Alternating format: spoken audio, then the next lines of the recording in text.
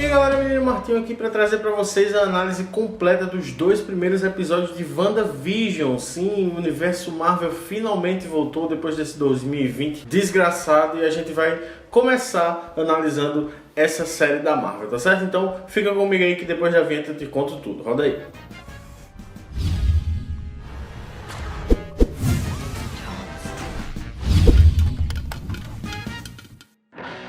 Então, gente, pra gente começar, soltar alguns spoilers aqui, obviamente. Se você ainda não assistiu, corra pro Disney Plus para assistir e depois vem aqui assistir.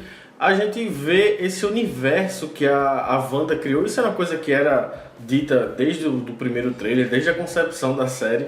E aí a gente acaba tendo pistas e meio que a confirmação disso, que a Wanda criou esse universo baseado nessas sitcoms que provavelmente vai passar por toda a história da TV meio como uma homenagem, mas nesses 2 primeiros episódios a gente vê muito ali na época do preto e branco, da década de 50, 60, até um pouco da década de 70, e baseado em vários sitcoms conhecidos. Eu tenho muito a lembrança da Feiticeira, que eu cheguei a assistir reprises, mas eu vi outras referências como, por exemplo, Dick Van Dyke, I Love Lucy também, que é bem conhecido na TV americana, e aí essa ambientação toda é feita baseada nessas sitcoms. Isso muito porque o que a gente imagina, que a Wanda, ela busca em seguida, depois de que o Visão foi assassinado pelo Thanos, ela busca criar ela não suporta isso e busca criar uma vida perfeita com ele. E aí a referência que ela teria para o que seria uma vida de casal, uma vida que tivesse o cotidiano muito tranquilo, tudo isso que a sitcom aborda, seria justamente se baseando nessas sitcoms. E aí é que entra essa ideia da criação. Eu acho muito importante a gente dizer aqui que está muito longe, WandaVision está muito longe da fórmula Marvel que a gente tanto fala, o que é uma coisa muito boa, muito satisfatória. A gente chega aqui em WandaVision e a gente se surpreende muito com a coragem que eles tiveram de construir a trama da série toda em cima de realmente como um episódio de sitcom, e episódios bons de sitcoms, que a gente gosta do roteiro, que a gente se afeiçoa com os personagens, que as situações são muito engraçadas, e meio que a Marvel perdeu o medo de afastar esse público que está indo mais pelo filme formulinha. Aqui ela tem uma grande oportunidade de explicar um pouco, começar esse estalo do multiverso, que muito provavelmente vai ser abordado em várias próximas produções. Uma delas é o próprio Doutor Estranho no Multiverso da Loucura, que vai ter relação com o que a gente está vendo aqui na série, e isso dá pontos muito positivos para a Marvel, embora eu acredite que algumas pessoas que estão muito acostumadas com a fórmula, talvez elas não consigam se afeiçoar aí com a série. O destaque principal para mim aqui, sem dúvida, é a atuação dos protagonistas. A gente tem um Paul Bettany muito livre, porque se você lembrar do Jarvis lá em 2008, no primeiro Homem de Ferro, ele tem um tom irônico que traz muito humor pro filme, mas que isso foi meio que deixado de lado no decorrer, e especialmente após Vingadores 2, quando foi criado o Visão, e a partir de então a gente tem aquela atuação do Visão toda blasé, mais sóbria, e aqui ele perde essas amarras e mostra o quanto ele é um grande ator e o quanto ele é um grande ator de comédia também. Então ele tem a oportunidade de exagerar, de fazer caras e bocas, de muita coisa aqui dentro, e mostra a qualidade dele. E o casal, junto com a Wanda funciona perfeitamente ao lado dele. Então ela sabe como dosar, sabe ter o tom da comédia também, o timing cômico. Só que ela está um pouco abaixo do Paul Bettany, um pouco abaixo do Visão, justamente por um motivo que a gente vai conversar daqui a pouco. Outro destaque para mim é a Kathryn Hahn, que ela faz a Agnes nesses 2 primeiros episódios.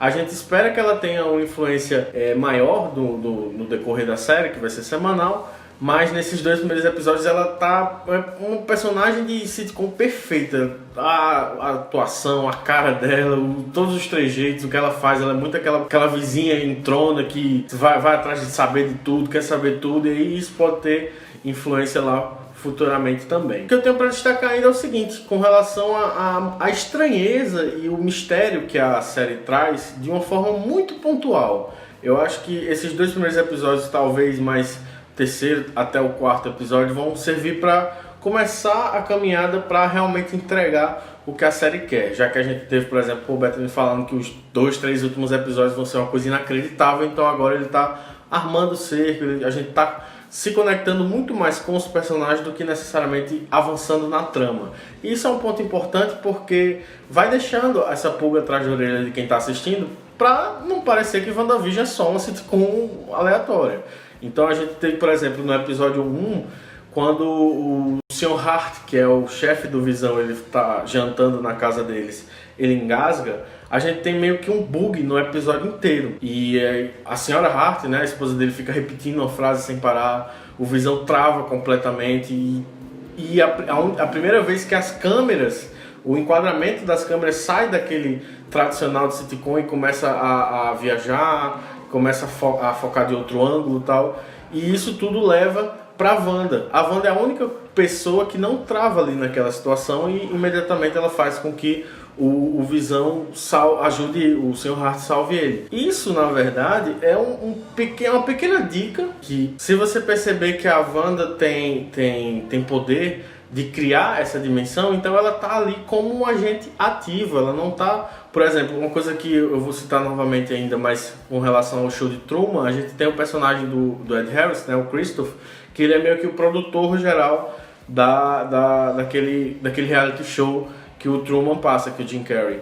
E no caso da Wanda, seria como se o Christoph do show de Truman fosse também um personagem ativo. Então a gente percebe uma leve quebra da quarta parede e também ela faz com que aquele problema desapareça. Isso pode não ficar claro na cara, só que aí no final do primeiro episódio a gente tem o sitcom se encerrando e a câmera se afastando, e a gente vê na produção que tá na produção de TV uma pessoa que está assistindo, tá com um caderninho e tal, e tem mais alguns outros monitores. Essa pessoa a gente ainda não tem noção de quem é, mas a gente vê um símbolo que é relevante para o universo Marvel, que é o símbolo da SWORD, mas a gente não vai entrar aqui nesse vídeo, vamos fazer um vídeo só para explicar isso, então fica ligado aí. Inclusive, se você não é inscrito no canal, se inscreve aqui rapidinho, deixa um like, custa nada, ajuda demais a gente, você não vai perder mais nenhum vídeo, tá certo? E aí a gente passa pro segundo episódio, a gente tem mais uma referência aí ao show de Truman, quando cai um helicóptero de brinquedo,